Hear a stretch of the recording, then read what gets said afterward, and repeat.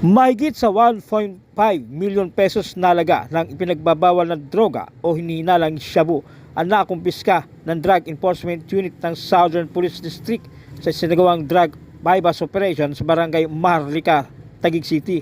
Kumagat sa pain ng Posture Bayal ang dalawang suspek na nagresulta sa kanilang pagkaaresto na kinalalang sila alias Sandra, 35 anyos at alias Miriam, 30 anyos, kapwa part-time employee na isang kumpanya at parehong residente sa nasabing barangay, kabilang ang umano'y dalawang tulak sa high-value individual sa drugs watch list ng SPD. Nakumpiska ng mga operatiba sa panguna ni Police Major Cecilio Tomas Jr.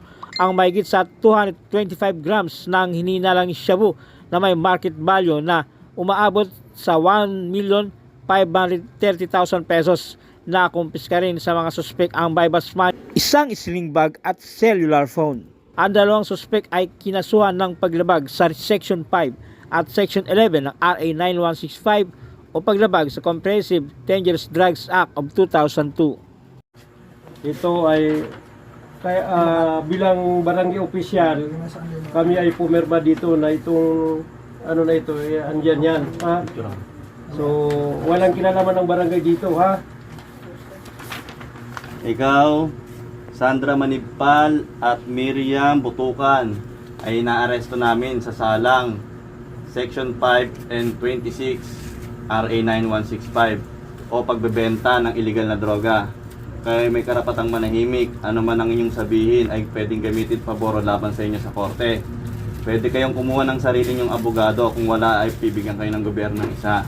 Pwede rin kayong kumuha ng sarili nyong doktor, kung wala ay bibigyan din kayo ng gobyerno ng isa. Naiintindihan nyo ba ang inyong mga karapatan? Ikaw, sagot. Kalaboso ang tatlong drug suspects sa isinagawang magkasunod na bypass operation ng Station Drug Enforcement Unit sa panguna ni Police Captain Kenny Camar Kayad sa Taguig.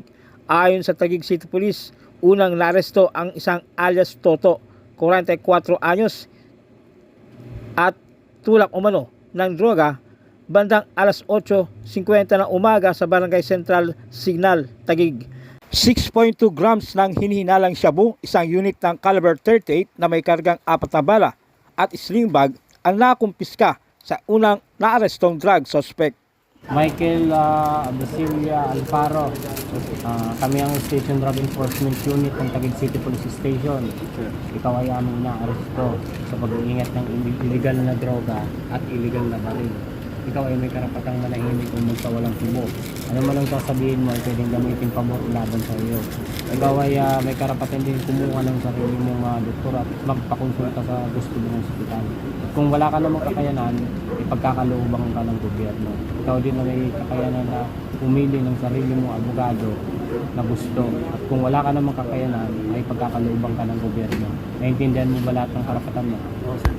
Sumunod naman na naaresto ang dalawa pang lalaki bandang alas 10:45 ng gabi sa barangay S. Rainbow, Taguig na kininalang sina alias Christian, 37 anyos at alias Jan, 29 anyos, parehong residente ng sabing barangay. Nakumpiska naman sa kanila ang 22.7 grams ng hinihinalang shabu na tinatayang nagkakalaga ng 154,360 pesos. Nasa kustodya na ng Taguig City Police Station ang tatlong naaresto.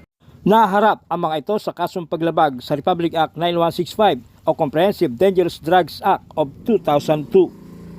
Arestado ang isang 26 anyos na babae at nakumpiska ang 57,120 pesos na halaga ng hinihinalang shabu sa ikinasang bypass operation ng mga tauhan ng Taguig City Police Station Drug Enforcement Unit sa lungsod. Kinilala ang naarestong suspect na si alias Samantha.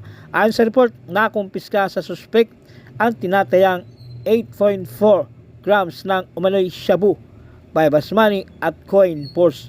Dinala sa Southern Police District Forensic Unit ang mga na-recover na ebidensya para isailalim sa laboratory examination.